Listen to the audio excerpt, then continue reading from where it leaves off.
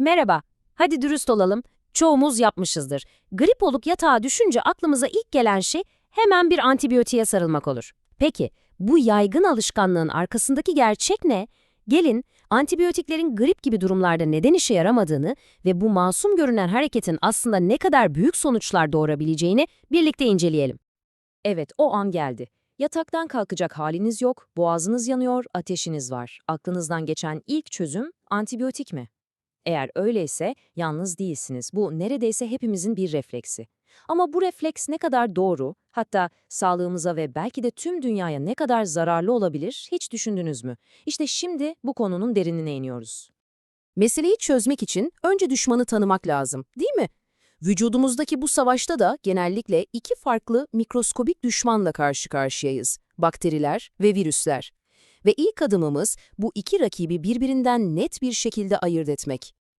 İşte bütün olayın kilitlendiği nokta tam olarak burası. Düşünün, bakteriler kendi kendine yeten tam teşekküllü canlılar. Kendi hücre duvarları var, kendi başlarına bölünüp çoğalabiliyorlar. Virüslerse onlar tam birer parazit.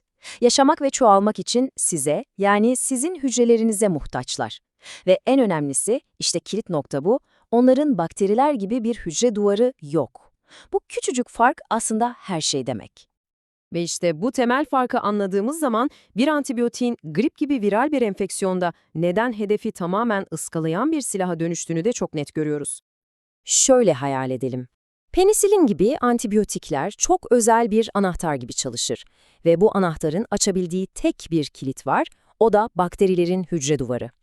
Antibiyotik gidiyor, o duvarın inşaatını durduruyor. Duvarı olmayınca ne oluyor?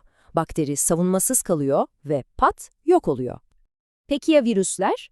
Onlarda bu kilit, yani o meşhur hücre duvarı yok ki. Hal böyle olunca antibiyotik, yani bizim o özel anahtarımız ortada kalıyor. Açacak bir kilit bulamıyor. Dolayısıyla virüslere zerre kadar etki etmiyor. Yanından geçip gidiyor o sadece. Keşke mesele sadece işe yaramıyor demekle bitseydi. Ama durum bundan çok daha vahim. Çünkü gereksiz yere kullandığımız her antibiyotik vücudumuzda adeta bir dost ateşi başlatıyor.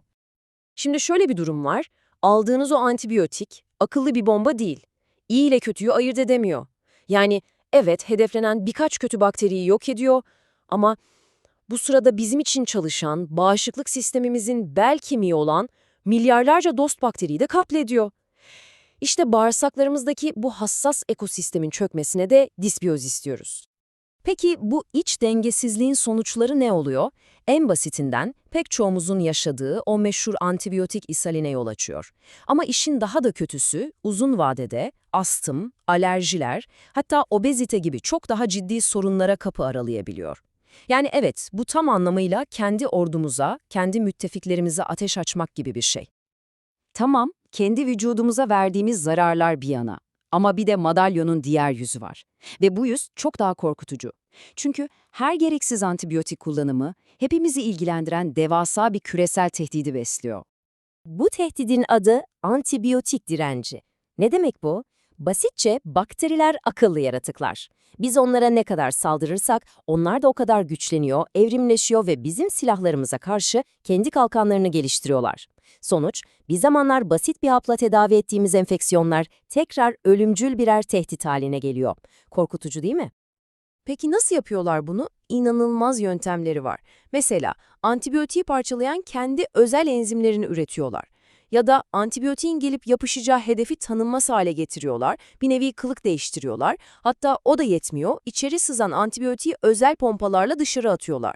Resmen sürekli yeni savunma stratejileri geliştiriyorlar. Şimdi bu rakama iyi bakın. 10 milyon. Eğer bugünkü alışkanlıklarımızı değiştirmezsek, uzmanların öngörüsü şu: 2050'ye geldiğimizde antibiyotik direnci yüzünden her yıl tam 10 milyon insan hayatını kaybedecek. Şöyle bir kıyaslama yapayım, daha iyi anlaşılsın. Bu, kanserden ölen insan sayısından bile daha fazla. Peki, tamam, durum bu kadar ciddiyse ne yapacağız? Elimiz kolumuz bağlı mı oturacağız? Elbette hayır. Kendimizi kötü hissettiğimizde, özellikle de grip olduğumuzda uygulamamız gereken çok basit ama etkili bir strateji var. Aslında cevap çok basit. Her iş için doğru aleti kullanmak. Düşmanımız bir bakteri mi?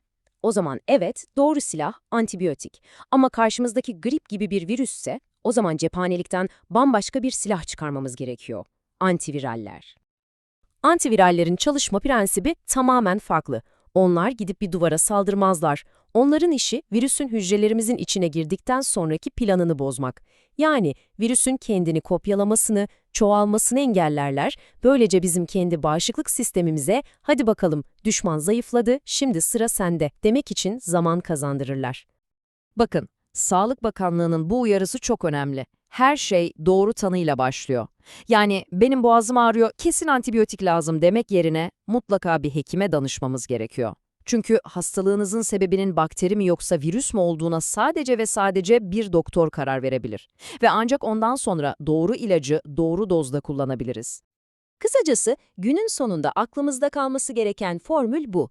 Bir yanda belirtilerimizi yönetmek, yani dinlenmek, bol sıvı almak, diğer yanda ise doğru tanı için mutlaka bir uzmana görünmek. İşte bu ikili bizi gereksiz antibiyotik kullanımından ve onun getireceği tüm tehlikelerden koruyacak en sağlam kalkan.